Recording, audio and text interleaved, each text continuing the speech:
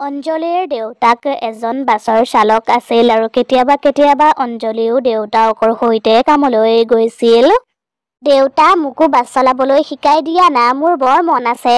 মই যিদিনা ছুটীত থাকিম সেইদিনাই তোক শিকাই দিম।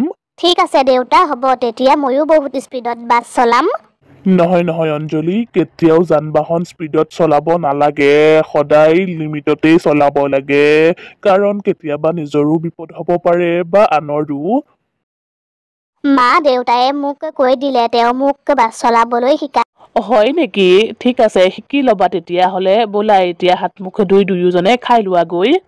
অঞ্জলিৰ জেদৰ বাবে দেউতাকে অঞ্জলিক বাছ চলোৱা শিকাই দিবলৈ বাধ্য হ'ল আৰু যেতিয়াই দেউতাক ছুটীত থাকে তেতিয়াই দেউতাকে অঞ্জলিক বাছ চলাবলৈ শিকায় আৰু তেনেকৈয়ে লাহে লাহে অঞ্জলিয়ে বহুত ভালদৰে বাছ চলাব জনা হ'ল।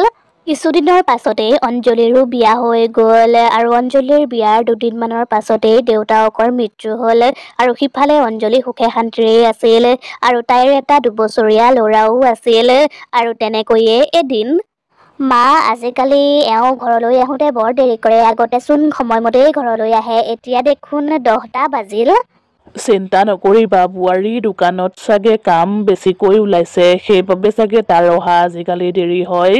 তুমি মোৰ বিষয়ে মাক কি কথা লগাই আছা? মই ঘৰলৈ দেৰিকৈহে আহিছো, ক'ৰবালৈ গুচি যোৱা নাই নহয়। আজিকালি আপোনাৰ ঘৰলৈ আহোঁতে দেৰি হয়, মোৰ চিন্তা হয়, সেইবাবেহে মই মাক কথাটো কৈছিলোঁ। বাৰু আপুনি বহক, মই আপোনালৈ খোৱাৰ যোগাৰ কৰোঁগৈ। মই নাখাওঁ, মোৰ ভোক নাই, মই খায়েই আহিছো, মই এতিয়া শুমগৈ। মোৰ ৰুমৰ লাইটটো জ্বলাই নিদিবা, মই বেয়া পাওঁ, আৰু ৰাহুলকো চুপচাপ শুৱাই থৈ দিবা, সিও আজিকালি বৰ পেন-পেনাই থাকে। প্ৰভাত, সি তোৰ ল'ৰা, তই তাক কিয় তেনেকৈ কৈছ? তাৰ পাছত প্ৰভাত শুবলৈ গুচি গ'ল আৰু তেনেকৈয়ে লাহে লাহে তাৰ ব্যৱহাৰবোৰ বেয়া হ'বলৈ ধৰিলে। তাৰ মাকেই নহওক কিয়, সি মাককো আজিকালি বৰ টানকৈ কথা শুনাই দিয়ে। তেনেকৈয়ে এদিনৰ কথা।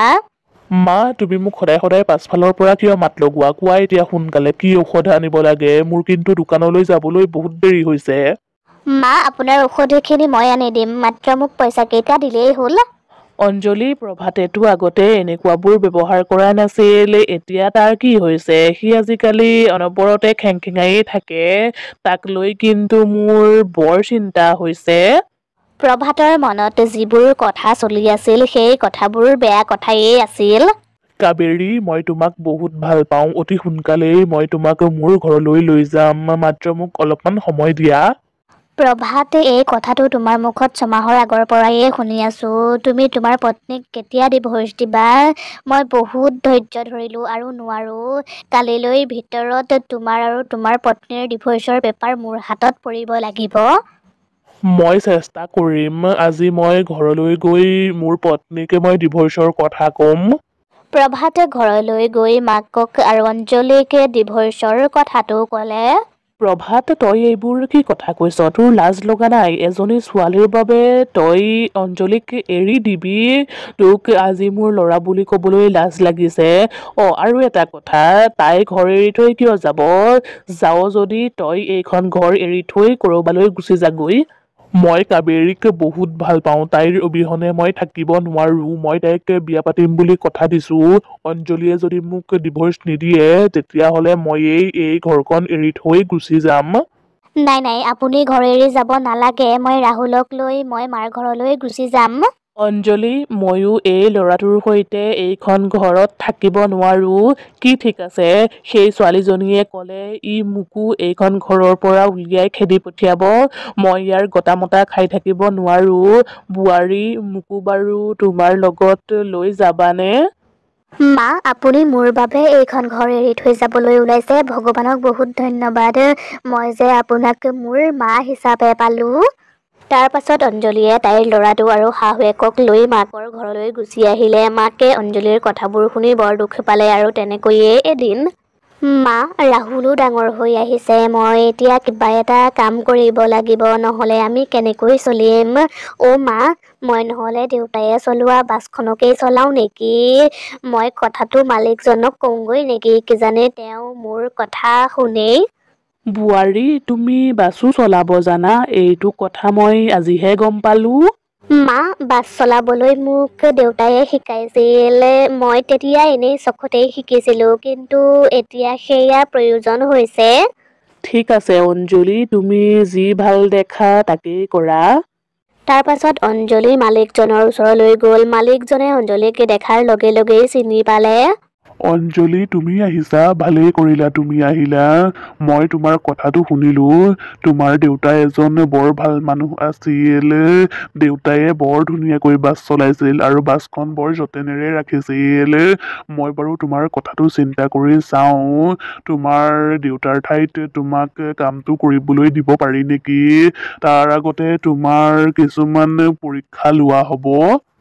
মালিকজনে অঞ্জলিক কথাবোৰ বুজাই ক'লে। কথাবোৰ শুনি অঞ্জলিয়ে ক'লে, খুৰা, আপোনাক বহুত বহুত ধন্যবাদ। আপুনি মোৰ বৰ ডাঙৰ উপকাৰ এটা কৰিলে। মই আপোনাৰ বাছখন বৰ মৰমেৰে ৰাখিম আৰু বহুত নিয়াৰিকৈ চলাম। হ'ব, তুমি মোক ধন্যবাদ দিব নালাগে। মই মানুহক সহায় কৰি ভাল পাওঁ, সেইবাবে মই সহায় কৰোঁ। অঞ্জলিয়ে বাছ চলোৱা কামটো পালে আৰু তাৰ পাছত তাই ঘৰলৈ আহি দুয়োজনী মাককে কথাটো ক'লে। এতিয়া মোৰ বোৱাৰীক বাছৰ চালক বোৱাৰী বুলি ক'ব। বোৱাৰী, মই এতিয়া তোমাক লৈ গৰ্ব কৰিব পাৰোঁ।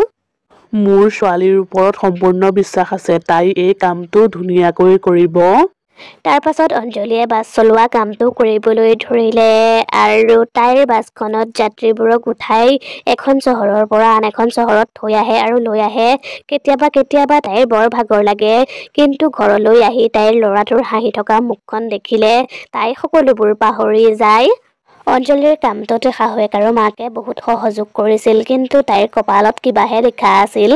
সেইদিনা অঞ্জলিয়ে বাছত যাত্ৰীবোৰক উঠাই অন্য এখন চহৰলৈ গৈ আছিল। তেতিয়াই তাই দেখিলে সন্মুখত মানুহ এজন পৰি আছে। আৰে, এনেকৈ কোন পৰি আছে বাৰু? তেতিয়াই অঞ্জলিয়ে বাছখন ৰখালে আৰু বাছখনত বহি থকা কিছুমান মানুহ তললৈ নামি গ'ল আৰু সেই মানুহজন পৰি থকা দেখি মানুহবোৰ সেই মানুহজনৰ ওচৰলৈ গ'ল। এই বাছখনত কোনোবা ডক্তৰ আছে নেকি, যোনে গৈ সেই মানুহজনক চাবগৈ পাৰিব? সেই বাছখনত ডক্তৰ নাছিল, কিন্তু তেতিয়াই এজন মানুহে ক'লে, মই ডক্তৰ নহয়, মোৰ এখন ফাৰ্মাচীহে আছে। মোৰ এই বেগটোত বেণ্ডেজ আছে। আপোনালোকে বেয়া নাপায় যদি মই বেণ্ডেজখিনি মাৰি দিব পাৰিম। ব'লক তেতিয়াহ'লে মোৰ লগতে মানুহজনক অলপ সহায় কৰি দিব। অঞ্জলিয়ে মানুহজনক লৈ বাছৰ পৰা নামিলে আৰু যেতিয়াই তাই অঘটন হোৱা মানুহজনলৈ চালে, তেতিয়াই তাই দেখিলে সেইজন অন্য কোনো নহয়, তাইৰ স্বামী হয়। হে ভগৱান, আপোনাৰ এয়া কি হ'ল? আপুনি মানুহজনক চিনি পায়? যোগেশ, এওঁক যেনে তেনে লৈ ব'ল। তাৰ পাছত মানুহজনে প্ৰভাতৰ মূৰত বেণ্ডেজ মাৰি দিলে আৰু অঞ্জলিয়ে বাছত থকা মানুহবোৰৰ সহায়ত প্ৰভাতক বাছত উঠাই চহৰলৈ লৈ গ'ল আৰু হস্পিটেলত ভৰ্তি কৰালে। আৰু প্ৰভাতৰ যেতিয়া চেতনা ঘূৰি আহিলে, তেতিয়াই অঞ্জলিলৈ শাহুৱেকে ফোন কৰিলে আৰু অঞ্জলিয়ে শাহুৱেকক সকলোবোৰ কথা ক'লে। আপোনাৰ এইবোৰ কি হ'ল? আপোনাৰ কিয় এনেকুৱা অৱস্থা হ'ল? তুমি যোৱাৰ পাছতেই মোৰ সকলোবোৰ শেষ হৈ গ'ল। কাবেৰীয়ে মোক ধ্বংস কৰি পেলালে। প্ৰভাতে কান্দিবলৈ ধৰিলে আৰু তাৰ পাছত অঞ্জলিয়ে প্ৰভাতক তাইৰ ঘৰলৈ লৈ আহিলে। মা, মোক ক্ষমা কৰিবা। মা, মই আপোনাৰ আৰু আপোনাৰ ছোৱালীক বহুত দুখ দিলো, গতিকে মোক ক্ষমা কৰিব। নাজানো মই কিয় কাবেৰীৰ মিঠা মিঠা কথাত ভুল গলো। মই মাত্ৰ সকলোকে এবাৰ চাবলৈহে আহিলো। মই এতিয়া যাওঁ। প্ৰভাতে সকলোকে ক্ষমা খুজিলে আৰু তেতিয়াই অঞ্জলিয়ে ক'লে, আপুনি কৰা ভুলৰ শাস্তি আপুনি যিমান পাবলগীয়া আছিল পালে, গতিকে এতিয়া এগৰাকী মাতৃৰ পৰা এজন পুত্ৰক আঁতৰাই ৰখাটো মোৰ অধিকাৰ নাই। ৰাতি ৰাতি মায়ে কান্দি থকা মই দেখা পাওঁ। মা, মোৰ ডিউটিৰ সময় হৈছে, মই যাওঁ, আপুনি ৰাহুলক চাব।